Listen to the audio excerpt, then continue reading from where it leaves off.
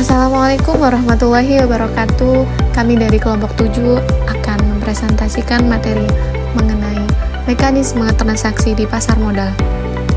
Video presentasi ini merupakan bagian dari tugas pasar modal yang dibimbing oleh Bapak Setiabudi SEMAK. Sebelum itu, yuk kita kenalan dengan kelompok 7. Perkenalkan, nama saya Rizky dengan NIM 22BH172 dari program studi manajemen Fakultas Ekonomi UNUGA. Hai guys, perkenalkan nama saya Zaila Kaciani dengan NIM 22BH169. Saya dari program studi manajemen Fakultas Ekonomi UNUGA. Oke guys, kenalin, nama aku Yunita Dundriani dengan NIM 22BH110 dari program studi manajemen Fakultas Ekonomi UNUGA Cilacap. Saya akan membahas judul tentang mekanisme transaksi di pasar modal. Yang pertama, saya akan membahas pengertian pasar modal. Pengertian pasar modal secara umum adalah suatu sistem keuangan yang terorganisasi, termasuk di dalamnya adalah bank-bank, komersial, dan semua lembaga perantara di bidang keuangan, serta keseluruhan surat-surat berharga yang beredar. Dalam arti sempit, pasar modal adalah suatu pasar atau tempat berupa gedung yang disiapkan guna memperdagangkan saham-saham, obligasi-obligasi jenis surat berharga lainnya dengan memakai jasa para perantara pedagang efek. Yang kedua, saya akan membahas bentuk transaksi di pasar modal. 1. Utang berjangka. Utang berjangka merupakan salah satu bentuk pendanaan dan bentuk entitas atau badan usaha yang dilakukan dengan menerbitkan surat berharga dan dijual kepada pemilik dana atau permodal. Di dalam pendanaan utang jangka panjang dikenal dua macam surat berharga, yaitu pertama, obligasi merupakan surat pengakuan hutang oleh suatu entitas atau biasanya perusahaan perseorangan dengan disertai janji memberikan imbalan bunga dengan rate tertentu. Kedua, sekuritas lainnya yang terdiri berbagai sekuritas yang biasanya disebut sekuritas kredit. Yang kedua, bentuk transaksi di pasar modal yaitu penyertaan. Penyertaan merupakan salah satu bentuk pendanaan modal pada suatu badan usaha yang dilakukan dengan penyetoran sejumlah dana tertentu dengan tujuan untuk menguasai sebagian hak milik atas perusahaan. Biasanya penyertaan ini dalam bentuk saham atau share sebagai imbalan atas jasa modal tersebut, maka pemilik perusahaan atau pedagang saham memperoleh pembagian laba yang disebut dividen. Oke, baik, selanjutnya bab peranan pasar modal. Pasar modal ini mempunyai peranan penting dalam suatu negara yang pada dasarnya mempunyai kesamaan antara suatu negara dengan negara lainnya. Oleh karena itu, peranan pasar modal ini ditinjau dari dua faktor. Yang pertama yaitu secara mikroekonomi dan yang kedua secara makroekonomi. Secara mikroekonomi dibedakan menjadi 5 bagian. Yang pertama yaitu memfasilitasi transaksi antara pembeli dan penjual untuk menentukan harga saham atau surat berharga yang akan dijual. Selanjutnya, yang kedua, memberikan kesempatan kepada pemodal untuk menentukan hasil yang diharapkannya. Yang ketiga, memberikan kesempatan kepada investor untuk menjual kembali saham ataupun surat berharga lainnya. Dan yang keempat, memberikan kesempatan kepada masyarakat untuk berpartisipasi dalam pengembangan pasar modal tersebut. Yang terakhir, para pemodal harus membuat keputusan investasi berdasarkan informasi yang akurat dan dapat diandalkan.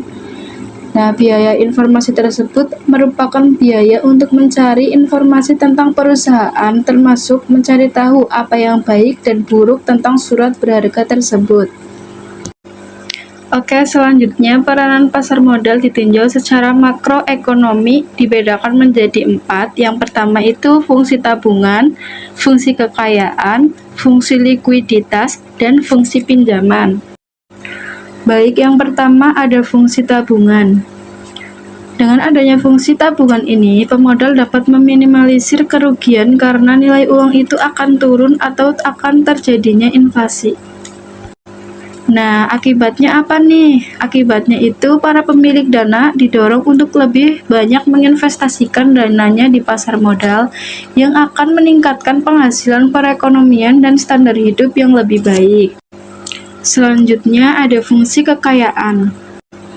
Fungsi kekayaan ini merupakan cara untuk menyimpan kekayaan dalam jangka panjang dan jangka pendek, sehingga kekayaan tersebut dapat disimpan dimanapun dengan baik. Baik, yang ketiga ada fungsi likuiditas. Fungsi likuiditas ini merupakan kekayaan yang disimpan dalam surat-surat berharga. Jika dibandingkan dengan aktiva lain, surat berharga memiliki risiko yang lebih rendah saat likuidasi di pasar modal. Selanjutnya yang terakhir ada fungsi pinjaman pasar modal. Fungsi pinjaman pasar modal ini merupakan suatu bentuk pinjaman untuk berinvestasi dan konsumsi. Pasar modal bagi suatu negara berfungsi sebagai sumber pembiayaan pembangunan dari pinjaman yang dihimpun dari masyarakat. Nah, pemerintah itu mendorong pertumbuhan pasar modal untuk mendapatkan dana yang lebih mudah dan murah. Baik, bab selanjutnya yaitu macam-macam pasar modal. Macam-macam pasar modal dibedakan menjadi dua, yaitu yang pertama pasar perdana dan yang kedua ada pasar sekunder. Pada pasar perdana yaitu penawaran dari perusahaan yang menerbitkan saham atau emiten kepada pemodal selama jangka waktu yang ditetapkan oleh pemodal tersebut sebelum saham tersebut diperdagangkan di pasar sekunder. Pada intinya, di mana pasar perdana ini efeknya saham atau obligasi dijual untuk pertama kalinya oleh perusahaan kepada publik maupun investor. Selanjutnya, pasar sekunder. Pasar sekunder ini merupakan lanjutan dari pasar perdana yang dimana saham dan ekuitas lainnya diperjualbelikan secara luas melalui masa penjualan di pasar perdana dan harga saham di pasar sekunder tersebut. Contohnya dalam pasar sekunder ini yaitu jual beli saham PT Bank Sentral Asia Tbk kepada Bursa Efek Indonesia. Baik, berdasarkan penjelasan di atas, lalu apa sih yang menjadi perbedaan antara pasar perdana dengan pasar sekunder tersebut? Jadi pada pasar perdana itu terjadi pada saat perusahaan emiten menjual sekuritasnya kepada investor umum untuk pertama kalinya. Sedangkan pada pasar sekunder merupakan tempat perdagangan atau tempat jual beli sekuritas oleh antar investor setelah sekuritas emiten dijual luas di pasar perdana. Oleh karena itu, pasar sekunder memberikan likuiditas kepada investor bukan kepada emiten, seperti dalam pasar perdana. Pasar sekunder ini biasanya dimanfaatkan untuk perdagangan seperti saham biasa, saham preferen, obligasi, waran, reksa, dana, dan masih banyak lainnya. Tentunya sebelum investor memutuskan investasinya, investor tersebut harus mulai mempelajari nih bagaimana sih prospek kerjanya maupun cara-caranya. Jadi mari kita bahas bersama bagaimana sih langkah-langkah tersebut. Yang pertama itu mengenai jenis usaha dan juga riwayat emitennya. Yang kedua ada jumlah saham atau obligasi yang ditawarkan kepada publik serta harga penawarannya seperti apa. Dan yang ketiga ada tujuan dari penawaran perdana. Dan yang keempat itu mengenai risiko-risiko usaha yang terjadi di masa depan. Dan yang terakhir ada kinerja keuangan secara historis. Itu seperti naik atau turunnya suatu saham. Baik, yang selanjutnya adalah lembaga penunjang pasar modal. Yang pertama adalah Biro Administrasi Efek yang bertugas mengawasi kepemilikan efek, membagi hak pemegang efek atau dividen dan bunga, dan membantu administrasi penawaran umum berdasarkan kontrak dengan emiten. Dan yang kedua adalah Wali Amanat. Ini itu mewakili kepentingan pemegang efek melalui utang, seperti sukuk atau obligasi. Tugasnya itu termasuk menilai kemampuan emiten, memantau pemenuhan kewajiban emiten, dan mengambil tindakan jika emiten tidak melakukannya. Dan yang ketiga adalah kustodian. berfungsi untuk memberikan layanan penitipan efek dan harta lain yang berkaitan dengan efek, seperti menerima dividen, bunga, menyelesaikan transaksi efek, dan bertindak sebagai perwakilan pemegang rekening. Selain itu, bank kustodian juga menjaga aset investor. Profesi penunjang pasar modal itu ada 3. Yang pertama itu akuntan publik, yang kedua itu notaris, dan yang ketiga konsultan hukum. Baik, materi terakhir adalah mekanisme transaksi di pasar modal. Adapun langkah-langkahnya, yang pertama yaitu registrasi investor. Investor harus membuka akun di perusahaan efek. Seperti halnya dalam buka tabungan di bank, harus ada minimal investasi awal yang ditempatkan. Setoran awal itu bervariasi. Misalnya ada perusahaan efek yang mewajibkan sebesar 15 juta, ada sebesar 25 juta, dan lain-lain. Dan yang kedua adalah pemesanan atau order. Disampaikan ke perusahaan efek melalui sales atau dealer. Merupakan tahap di mana investor itu menyampaikan instruksi order kepada perusahaan sekuritas untuk membeli atau menjual efek tertentu di pasar modal. Dan yang ketiga adalah matching order dan transaksi.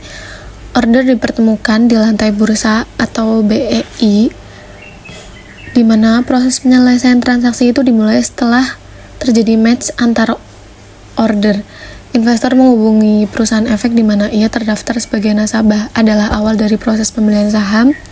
Investor memberikan arahan untuk membeli kepada pialang. Kemudian trader tersebut memasukkan instruksi beli ke dalam sistem komputer perdagangan di BEI yang dikenal dengan sebutan JATS atau Jakarta Ultimate Trading System. Lalu yang terakhir adalah penyelesaian transaksi. Sebagai bagian terakhir dari siklus transaksi pasar modal, kepemilikan efek ditransfer dari penjual ke pembeli dan dana ditransfer dari pembeli ke penjual. Organisasi clearing dan penyimpanan memastikan proses ini. Perhitungan hak dan kewajiban semua pihak yang terlibat dalam transaksi dilakukan oleh PT Clearing Penjamin Efek Indonesia. Ini memastikan bahwa setiap pihak memiliki pemahaman yang jelas tentang apa yang akan diterima atau dibayarkan. PT Kustodian Sentral Efek Indonesia atau KSEI kemudian memindahkan dana dan kepemilikan efek antar rekening pada hari penyelesaian.